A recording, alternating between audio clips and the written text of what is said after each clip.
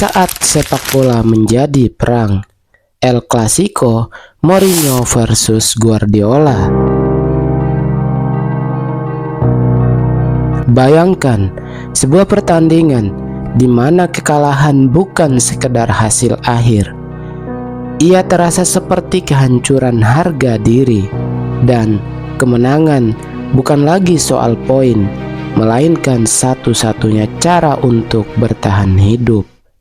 Inilah El Clasico, pertandingan yang tak pernah mengenal kata ramah. Ia adalah perang terbuka, bukan hanya antar pemain, bukan antar klub, tapi antar dua pemikiran paling ekstrim dalam sejarah sepak bola modern. Satu percaya bahwa sepak bola harus indah, satu lagi yakin bahwa sepak bola hanya punya satu hukum, menang dengan cara apapun.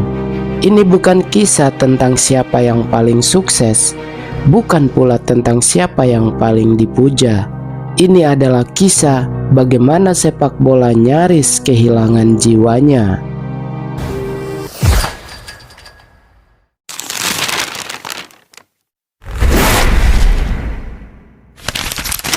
Sepak bola dan perlawanan. Menilik sejarah, akar kebencian yang tak pernah padam bagi dunia, El Clasico hanyalah laga besar. Namun bagi masyarakat Katalan, El Clasico adalah simbol perlawanan. Real Madrid dipandang sebagai wajah Spanyol pusat, kekuasaan, dominasi, sementara Barcelona adalah suara rakyat Katalan, identitas yang ditekan, budaya dibungkam. Di balik konflik ini berdiri satu sosok kelam, Jenderal Francisco Franco, seorang diktator fasis yang memerintah Spanyol dengan tangan besi. Franco membenci segala bentuk keinginan kemerdekaan Katalan. Ia mencintai Real Madrid sebagai simbol Spanyol yang satu dan utuh. Dan ia membenci Barcelona karena klub itu adalah representasi perlawanan. Barcelona pernah dipaksa kalah 1-11. Presiden klub, Josep Suño, dibunuh. Markas klub dibombardir. Sejak saat itu, El Clasico tak pernah lagi netral. Bagi Katalan, kemenangan Barcelona adalah kemerdekaan semu, obat sementara bagi luka yang tak pernah benar-benar sembuh. Dua pria, satu masa lalu. Yang dipilih dan yang disingkirkan, Pep Guardiola adalah simbol Barcelona. Lahir dari La Masia, dibesarkan oleh filosofi Johan Cruyff.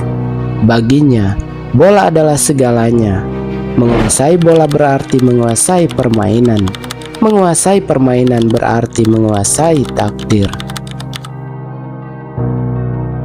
Jose Mourinho, ia bukan anak kandung sistem. Ia adalah orang luar. Ia tidak dipilih. Ia tidak dipercaya.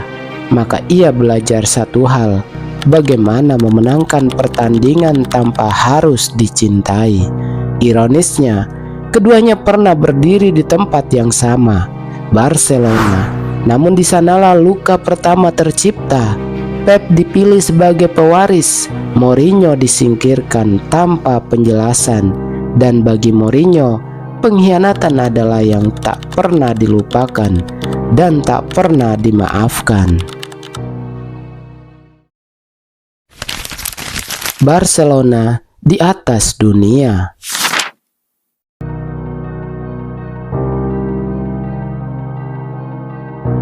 Di era Guardiola, bukan sekedar menang, mereka menghancurkan mental lawan.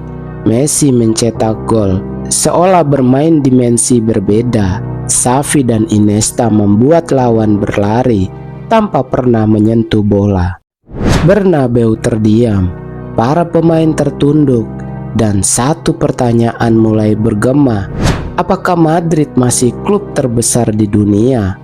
Florentino Perez tahu ini bukan soal pemain, ini soal mentalitas. Dan Untuk menghentikan mesin sempurna ini, dibutuhkan satu sosok yang rela dibenci, satu orang yang bersedia turun ke neraka.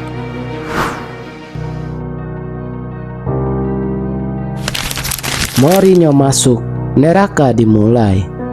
Menang dengan cara apapun, Jose Mourinho datang ke Madrid bukan sebagai penyelamat, tetapi sebagai provokator. Ia mengubah Madrid menjadi tim yang siap dibenci, siap dicaci, asal satu hal tercapai: Barcelona berhenti menang. Setiap tackle adalah ancaman, setiap protes adalah tekanan.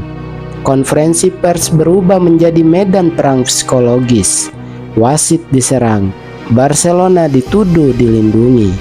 El Clasico tak lagi dimulai di lapangan, dimulai di media, di kata-kata, di tuduhan, dan tensi itu merembes ke dalam lapangan. El Clasico paling memalukan.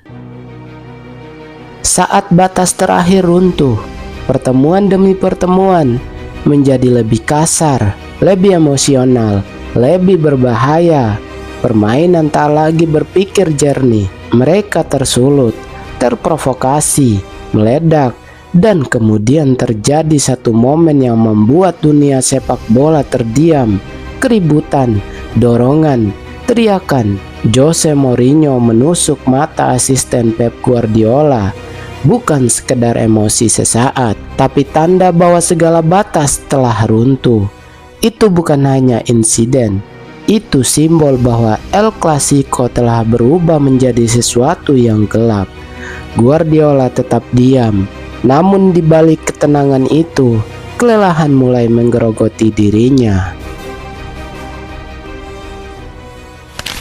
Menang, namun hancur. Harga sebuah kemenangan.